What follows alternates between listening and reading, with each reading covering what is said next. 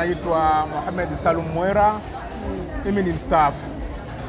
Miongoni mwa vitu ambavyo nitavikumbuka au nitakumbuka serikali ya awamu ya 3 ni uanzishaji wa bima ya taifa kwa wananchi, kwa watumishi na wafanyakazi. Kwa kweli toka nimeingia kwenye utumishi wa umma, kitu ambacho hakiwezi kuandalika au huwezi kujiandaa ni maradhi kabisa. Lakini bima ya afya imenisaidia kama ni mtumishi mimi na familia yangu, wakati wowote unapopatwa na maradhi ambayo mara nyingi huwa hayaji kwa kuahidi, yanatokea tu kama emergency, lakini bima ya taifa kwa watumishi imenisaidia kwa kiasi kikubwa sana. Lakini isitoshe, baada ya kustaafu, nimestaafu utumishi wa umma 2020. Baada ya hapo nikiwa naendelea kutumia bima ya wastaafu, kwa maana mfuko ni ule ule, kinachobaki ni mlango tu, huu wa wastaafu, huu ni watumishi. Bado inaendelea kunisaidia. Kama unavyojua, mara nyingi uzee peke ni ugonjwa, ni magonjwa ndio. Ukijumlisha na ugonjwa inakuwa ni mtihani. Pasi na bima sidhani, pamoja na kwamba Mwenyezi Mungu uhai wangu ilikuwa bado, lakini ningeteseka sana na maradhi. Lakini bima inaendelea kunisaidia, na hapa leo nimekuja kwenye ofisi yenu, nikuja kujihakiki, kuwakumbusha kwamba nipo, sijaondoka. Msije mkaniondoa mkasema huyu mzee hatumuoni mwaka huu, kwenda tayari amesha kwenda kwa Mungu. Hapana, bado nipo na nimekuja kujihakiki.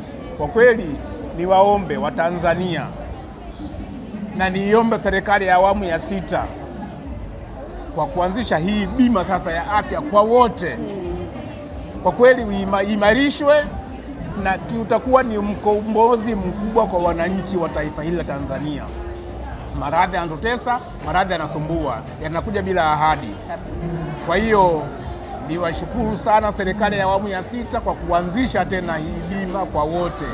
Wafanye haraka, ili vijijini huko watu wanateseka sana na maradhi. Kwa kweli, bali ni waase wastaafu wenzangu waendelee kuitumia NHIF, waendelee kutoa huduma kwa wananchi, ili uzee wetu tuutumie tukiwa tuna afya bora na salama. Kuna watu ambao wanatumia kadi zao vibaya, ambazo zinakwenda kuupa mzigo mfuko wa taifa wa bima ya afya, na unavyojua mfuko unatakiwa kuwa imara. Unawaasa nini hawa ambao wanajihusisha na vitendo vya kugushi? Kwanza nikemee na kulaani wale wote wanaotumia vibaya kadi za wanachama wa mfuko wa bima ya afya, aidha kwa wananchi watumishi, wawe wastaafu, aidha wawe wafanyakazi wa mfuko, kama na wao wanajihusisha kushirikiana na hao watu waovu kuhujumu mfuko. Mwisho wa siku unaweza ukawa unasema tunakosa huduma, lakini mfuko unalemewa. Tumetoboa, unavuja kwa pakaja na fao ya mchukuzi, lakini hasara kwa mwenye mali. Unaona hiyo? Kwa hiyo lazima serikali ndio inabeba huu mzigo, lakini inabeba mzigo ambao usiostahili. Ni waase wastaafu wenzangu, pia watumishi wanaoendelea na utumishi wa umma, waendelee kuheshimu taratibu, miiko na kanuni za mfuko wa bima ya afya.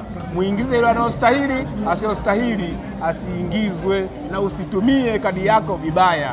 Utakuwa unaathiri taifa, lakini hujikomoi wewe, unawakomoa wananchi wengine wasipate huduma ipasavyo.